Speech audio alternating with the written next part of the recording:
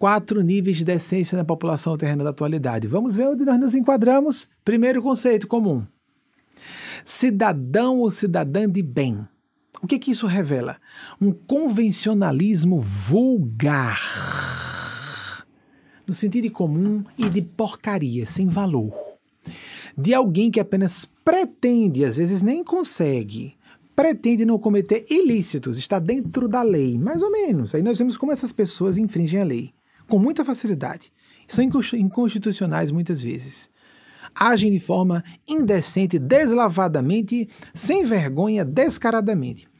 Cometer ilícitos, mas essa pessoa pode ser pérfida, preconceituosa, elitista e, portanto, imoral.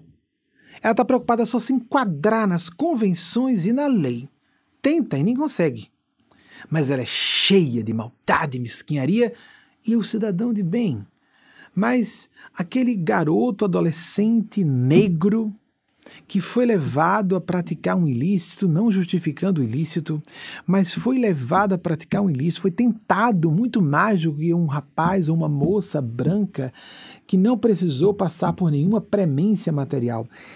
Vocês já visitaram cárceres para menores infratores?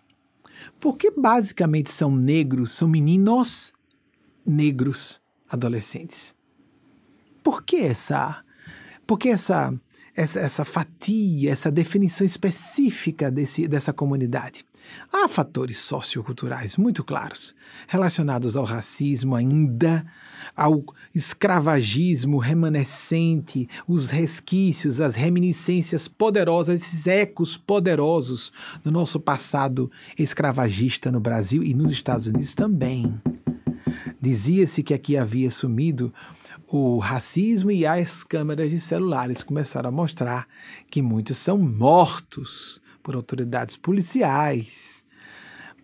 E visivelmente não vemos espancamentos acontecerem com brancos, mas com rapazes negros, não é? Às vezes até a morte.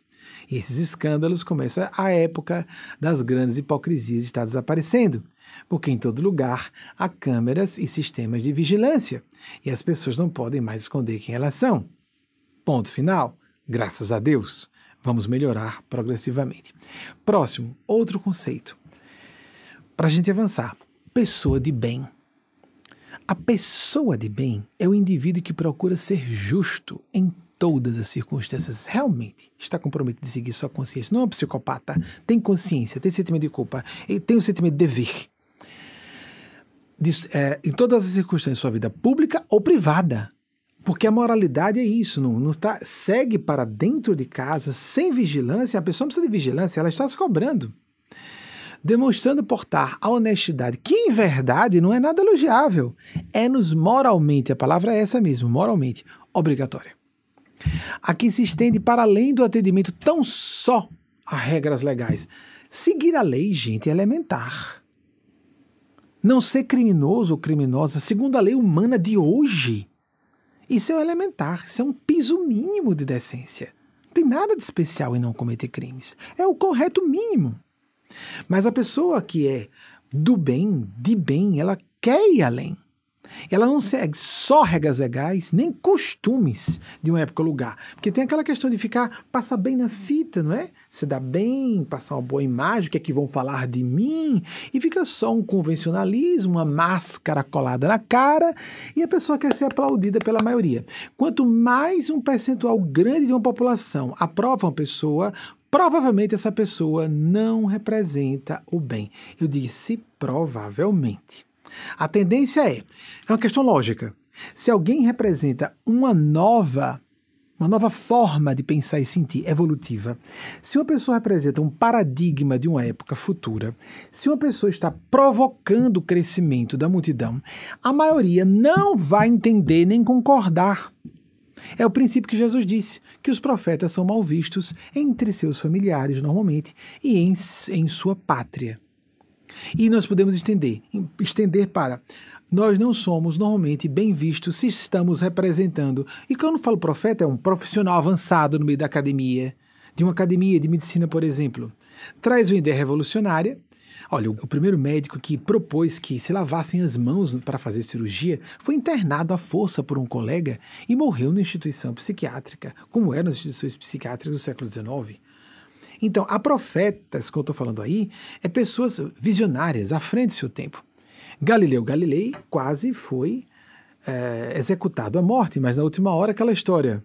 Entretanto, ela gira a terra, não é? Diante das autoridades canônicas, não, para a filha dele, entrou para os anais da história da ciência. Giordano Bruno foi queimado vivo. Então existem os profetas da ciência, os profetas da espiritualidade, os profetas das academias, da literatura, que são condenados porque estão muito à frente do seu tempo. Compositores que não são reconhecidos em sua época e são reconhecidos de modo póstumo. Assim em todas as áreas. Então, isso é obrigatório, estarmos além das conveniências. Quem está muito enquadrado em sua época é uma pessoa, pode até ser honesta, mas ela é medíocre. É mediana demais. Muita gente é inteligente o bastante para saber que certas convenções estão erradas. Muita gente é perspicaz e esclarecida bastante para saber que certos costumes não são do bem e se submetem mesmo assim porque é conveniente, porque é mais cômodo. E nós seremos e já somos cobrados, não seremos não, seremos e somos, porque criamos uma linha de eventos, isso é energia, isso é escolha de padrão de consciência, isso é compactuarmos com forças do mal. Quer acreditemos ou não, quer concordemos com isso ou não, são leis espirituais da vida, quer concordemos ou não. Deus está vendo. Estamos mergulhados, como falam filósofos da física quântica, num oceano de consciência. Nós repercutimos. Não é aquela coisa simplificada demais do New Thought. Pense positivo, pense corretamente. Sinta com elevação de propósitos altruísticos. O que nós somos dessa forma é o que define nossa linha de destino. Nós vamos sofrer porque nos castramos para nos enquadrar numa massa de hipócritas parasitas, convencionalistas, que não estão nem aí para ninguém, ou nós vamos sofrer por ser incompreendidos por gente que não presta e estarmos em sintonia com a vanguarda e com as forças do céu a nosso favor. Como nós vamos sofrer? Vamos sofrer. Escolhamos o nosso sofrimento. Isso é o que eles vão pedindo para falar durante, né? Só a parte por escrita que está pronta. Servidor ou servidora do bem. É a condição de uma personalidade que atingiu o nível de engajamento, comprometimento, envolvimento sério, vocacional a um ideal benemérito. Seja na esfera profissional, no âmbito afetivo familiar, pode uma mulher escolher, depois de ser um profissional de sucesso, vou me dedicar completamente a criar meus filhos e filhas. Há esse movimento. Paralelo ao das mulheres que estão se emancipando profissionalmente. Muito bem, antigo, né, da emancipação profissional. Ou no campo de uma causa humanitária. Já é um outro nível. A pessoa não quer ser só do bem e ser justa. Ela já quer fazer algo maior, quer ser mais frutífera e produtiva nessa área do bem e espalhar o bem, dividir o bem, compartilhar com outras pessoas. É fácil desdobrar a pessoa de bem numa servidora de bem. E normalmente isso acontece, até que haja um refinamento maior no quarto nível. Vejamos qual é. Propostas de Gênesis Paz, Mateus Anacleto, combatente do bem. O estágio de quem alcançou um refinamento do caráter anterior do servidor do bem, estando pouquíssimas pessoas, raras pessoas estão dispostas a isso. Estando disposto e sinceramente, normalmente sem que as pessoas saibam, sem que as pessoas vejam, estão dispostos ou dispostas, se necessário, a viver sacrifícios pessoais e mesmo martirizar-se, sem que as pessoas vejam, psicológica, espiritualmente, emocionalmente. Ninguém nem acredita, aquela pessoa super vaidosa, arrogante, ninguém faz ideia, só Deus o sabe. Em graus e de formas variados, em nome de um ideal ao qual devota a sua existência. Só para não parecer isso, como eu posso dizer, idílico, utópico demais, vamos trazer um exemplo prático?